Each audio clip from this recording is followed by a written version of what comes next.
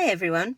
I had an interesting discussion with a mother in Carindale this afternoon, and we were chatting about her major concerns for the upcoming election, and she realised that none of the things that the politicians are talking about are really that important to her. Her kids are in a good school, they've got 2 jobs, so they're fine money-wise.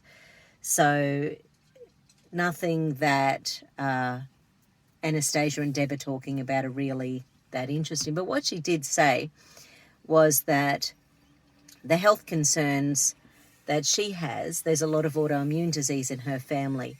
So she tries to buy a lot of organic and choose the best options that she can for her family.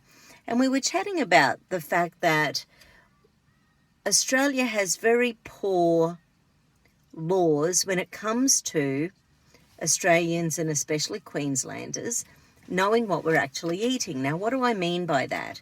If you go and buy wheat or dairy or fruit and vegetables, do you know whether they're natural? Do you know whether they've been radiated? Do you know whether they've got layers of pesticides, herbicides on them? Do you know whether they've been cleansed, and what have they cleansed them with?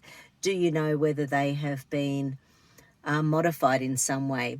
A couple of examples that I've got are back in the 80s, a lot of our grains were genetically modified to have extra lectins in them. Now, lectins are a natural pesticide that's in a lot of grains.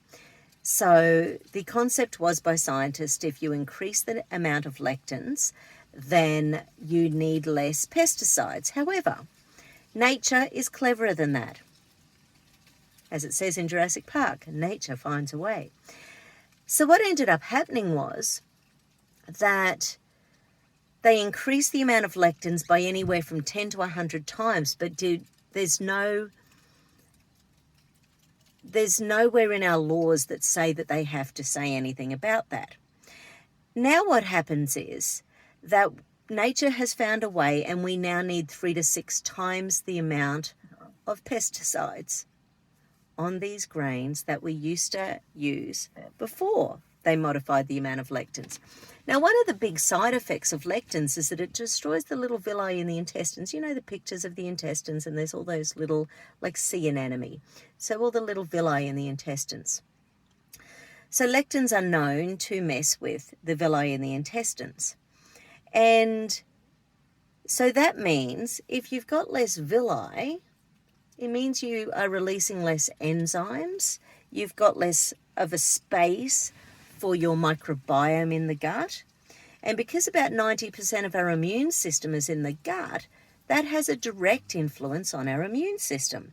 And we wonder why 1 in 6 kids has an allergy at around 4.5 years old.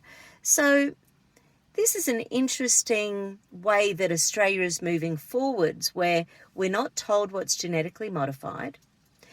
We have children with lots of allergies. Why aren't their guts working? Why aren't they making enzymes? Why aren't they able to break down these foods properly? Things that we never had these level of allergies to 30, 40, 50 years ago.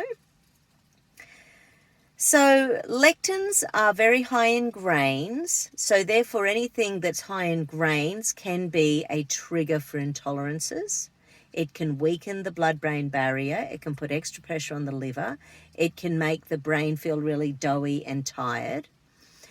And if the cows eat the grains and then we're drinking milk from the grain-fed dairy cows, there can be a lot of lectins in dairy cows, a lot of lectins in dairy milk. So now, having said that, I'm not saying to go and drink almond milk as well. That's hideous for the environment as well. So, but this is more about health.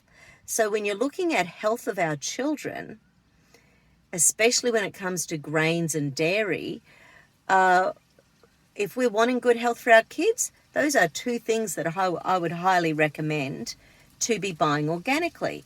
So I think if our government takes seriously the health of our children and trying to improve this next decade of children, because our health for our kids has been going downhill. It's been on a downhill slide for 20 years. We are not creating a healthier population at the moment, and this is really scary. So we are now looking at something like 45% of Australians having a chronic illness. How many hidden things in our foods are linked to these chronic illnesses? Another thing that I wanted to mention with the genetic modification, because we don't have to be told what is genetically modified, is the fact that some tomatoes are genetically modified to have, I think, DNA of prawns to make them redder and to make them look prettier on the shelf. So if you have a prawn allergy, a seafood allergy, and you think, well, I'm going to go vegan or vegetarian, and you're eating your tomatoes and you're having reactions, obviously you're going to think it's tomatoes. So once again, it's a reason why with the Informed Medical Options Party, we're really pushing for labeling of genetically modified food, because we believe it should be your choice what goes into your body and your children's bodies. Anyway, that was an interesting discussion that I had today. Hope that's helpful. And please share this if this is a concern for you and your family. Have a great day. Vote one I'm up.